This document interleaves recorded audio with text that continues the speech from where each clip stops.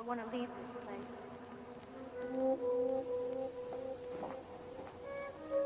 Oh, I want to leave this place. Some things are more powerful than pentacles. Like love. It's a powerful force, Marjorie. He said we were mocking the devil. You know, I thought I heard baby crying. I had a devil in the house once.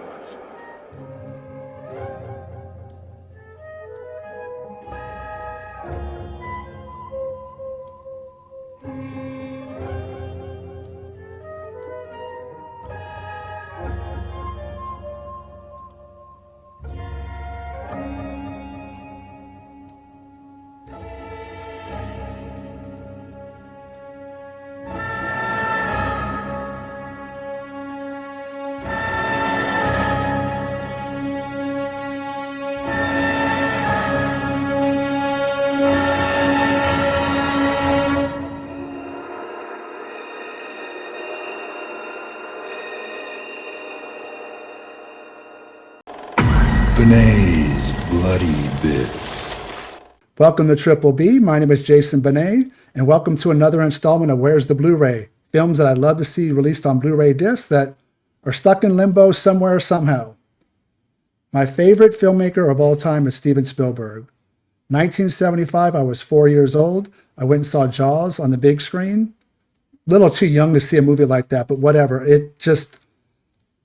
I was born with the predisposition to liking things scary. I always sympathize with the monster, the creature, the shark is for Jaws.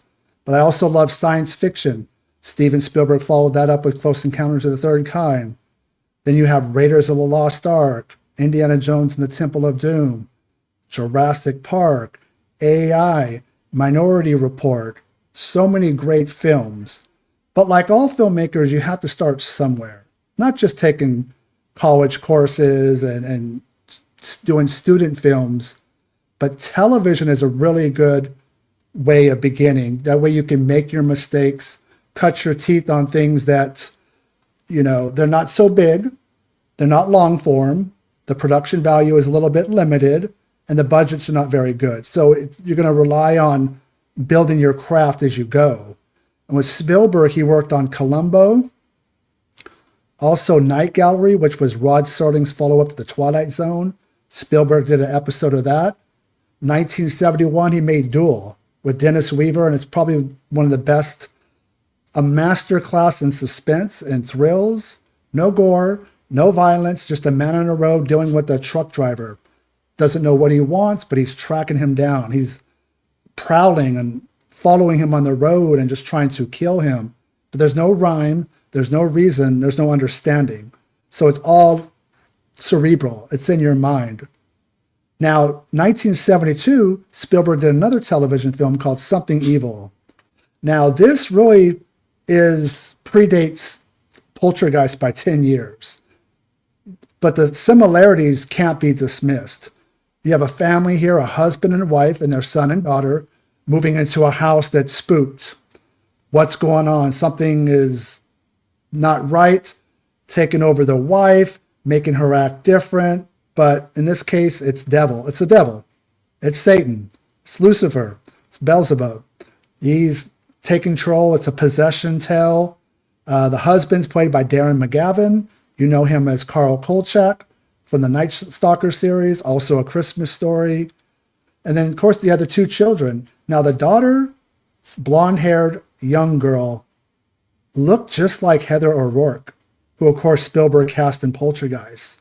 So you really feel like this is not a prequel by any means, but it really was Spielberg getting his feet wet on a limited budget, not a whole lot of tools to work with. The house has its moments where things in the kitchen are flying around in the air. There's a baby crying or a kid crying, and there's like a jar that glows red, and it's like a pickled thing. There's just a lot of things that you realize that Spielberg would use later in Poltergeist, but it was done on a huge scale with things flying around the house. Now, people will argue Spielberg produced it, but Tobe Hooper directed it. It really depends on who you talk to. I wasn't on set. I don't know. But I've interviewed Mick Garris on this channel, and he was on set working, doing extra features and interviewing people. And he said Tobe Hooper directed it, but they were best friends. I went to a screening of Poltergeist when Zelda Rubinstein was alive, and she said it was Spielberg's show all the way. But anyways, Something Evil is really similar. The kind of the nuclear family, husband, wife, 2 kids living out in the middle of nowhere, away from the big city of New York, and dealing with something evil, something creepy. The movie it wasn't written by Spielberg. It was written by somebody else. It really lacks a lot of, it needs a little bit more visual flair, something that Spielberg's known for later.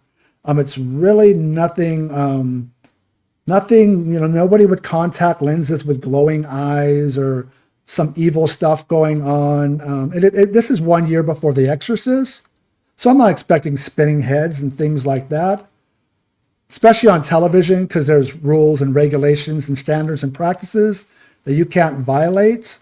It just feels like it's middle of the road Steven Spielberg. Not scary, but it does hold that 70s aesthetic, made for television charm. And you would see later, like in the mid 80s when he produced Amazing Stories. So I do appreciate it for all its faults and things like that. I just think it hurts that it's sandwiched in between Duel and Jaws. And so Something Evil is not spoken about, not even by Steven Spielberg. Now the rumor is he don't like it. He's not fond of it. Perhaps that's why it hasn't received a physical media release on Blu-ray. I've heard rumors that Scream Factory at one point reached out to the studio. I want to say it's Universal. I could be wrong. But they said no. They weren't interested. I don't know if it's something that he has in a contract. Like, look, you want to continue to work with me and for me to make movies for you? You just let this movie go and don't lease it out or rent it out to anybody. I don't know if that's 100% true. It's possible. I've never really seen Spielberg speak of it. Something Evil from 1972. It's a great film. It's not a bad film. It's just very average. It just doesn't have a lot of flavor to it. But I still would like to own it. For every Something Evil, there's going to be a Duel.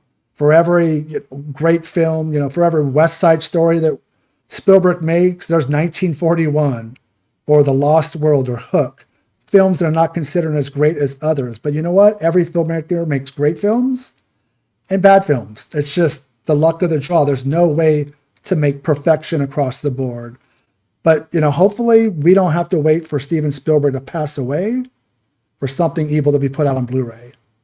You see that happen. Somebody dies and then some company or studio capitalizes on their death and puts something out that's hard to find or it's never been available. But yeah, Something Evil is not spoken about by many people. It's not known. It is available on YouTube, the full movie. It's not the best quality picture, but it's the movie. You can watch it and enjoy it, even for all its faults and stuff. I'm not overly picky about films like I was when I was younger. I don't nitpick stupid things. Watching it now, I give movies the absolute benefit of the doubt. This one, it's weak. It's not his strongest work. Yet I am a completionist. I wouldn't mind owning it. I've been watching a lot of 70s made-for-television films recently, like Don't Be Afraid of the Dark, which was fantastic. So Something Evil, someday, hopefully you're released. But anyways, thank you guys for listening to me rambling.